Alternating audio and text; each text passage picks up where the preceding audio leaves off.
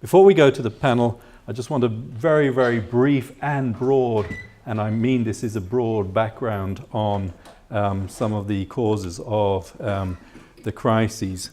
You will have been aware that obviously there is a multitude of civil wars, 9 civil wars at the moment located between Pakistan and Nigeria, with huge consequences in terms of the movement of people. Half the Syrian population is forced to move, that's about 12 million people. 2.6 million Iraqis are displaced by ISIS, 1.5 million in South Sudan. Civil wars in a range of other places, Eritrea, Afghanistan, Turkey, Yemen, Nigeria, Somalia.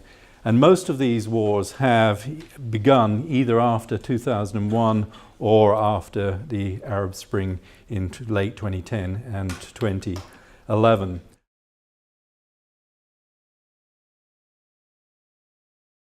I want to take you slightly back in terms of some of the Middle East conflicts and to sort of look at the very, very broad causes. And when you look at the sort of analysis of the Middle East across the Cold War, and this is in a broad observation, you get sort of 3 layers of explanation to the conflict. Obviously, the Palestinian-Israeli conflict is pivotal after the creation of Israel in 1948, which drove Arab nationalism from strength to strength for a period of time.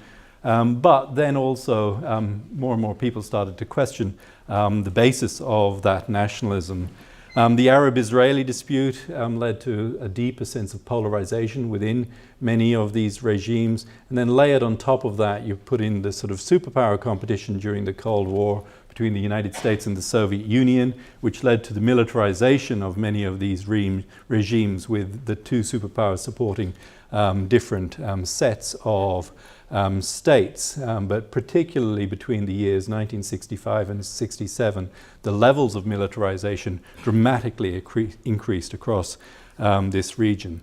The authoritarian, nationalist, and sometimes socialist regimes were also increasingly challenged by a number of domestic factors and movements across this period, for being seen in a sense to having failed to deliver on some of the promises of Arab secular nationalism. And you have alternative movements that sort of arise in the form of Islamism, which become more and more visible across the late 1970s. And then, of course, you add that to that layer, the Arab Spring of, as I say, 2010 and 2011.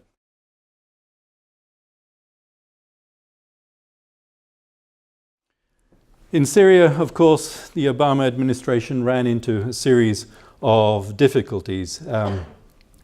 Obama was insistent that there would be no direct US intervention. It was not the solution. They would assist moderate rebel groups. They realized that they were fragmented, and they would contribute economic, humanitarian aid, light arms, and some training. But of course, there was a deep internal dispute within his administration, and many members arguing that they needed to do more.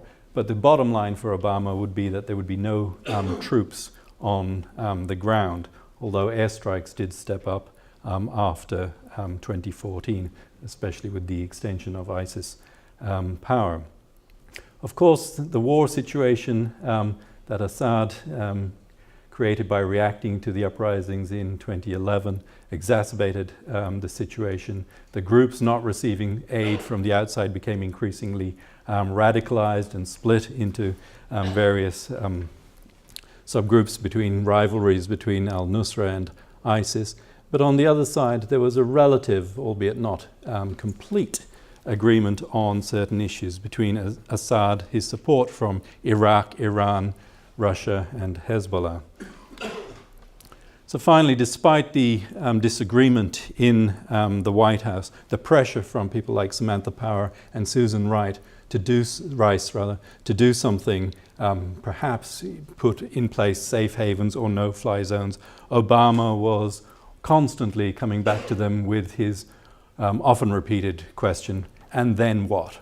If we do something, we're going to get drawn in one way or the another. So Obama, in a sense, reached back to the 4 standard lessons of US engagement in the Vietnam War and asked these 4 questions. Did the US have clear objectives? Was there a likelihood of success? Was there domestic support? Was there an exit strategy? In this case on Syria, the answer to all of these questions was no. So Obama's bottom line is no direct intervention.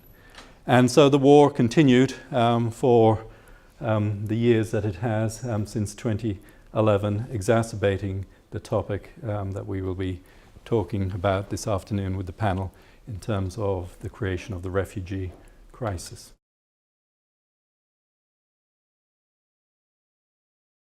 The reality is that we have now decided, the government has decided, and I commend them for this, to take an initial group of 4,000 refugees. Now, let's just remind ourselves, this is a drop in the ocean.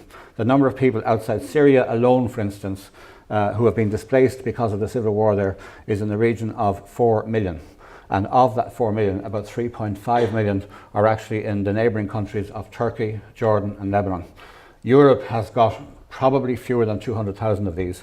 So the 5,000 that we're being asked to accept, as I say, is a drop in the ocean.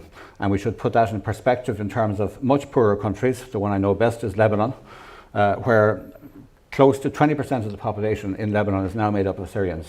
So imagine if 20% of the people here were made up of Syrians. It gives us some idea of the scale of the challenge. And by the way, it's not just Syrians. We have people as well from Eritrea, a country which has its own problems. We have people from Afghanistan, people from Iraq, and people from a number of other countries where they are fleeing by any definition terms which fit the 1951 refugee definition, which Siobhan has already mentioned to you. So there is a question of how do we fit these people into our society? Are they the ones who have to do all the changing, or should it be a joint operation where we ourselves recognise that we're no longer a monocultural, mono-ethnic society? And again, just to remind you, something like 12% of our population now is actually born outside this country. And again, that's very, very different from the Ireland of 20 years ago, and certainly very different from the Ireland that I grew up in, because I'm slightly more than 20 years old, and which was a very mono-ethnic society. So we now have already a society which is, to all intents and purposes, multicultural, which is composed of many people from many, many different countries around the world. And it's really a question of saying, well, what do we need to do to respond to this Ireland of difference, Ireland of diversity, compared to what we had before?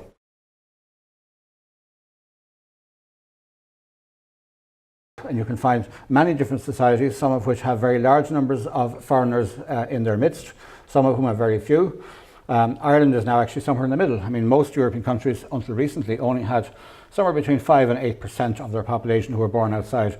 As I mentioned already, we now have 12% plus. I don't think that the evidence is at all there that suggests that after a certain number you've kind of lost your identity. We do have these, I think, exaggerated predictions that white Irish people will be in a minority in Ireland in 40 years' time or 20 years' time or whatever. It's all nonsense. And I think we should really treat that with the contempt it deserves.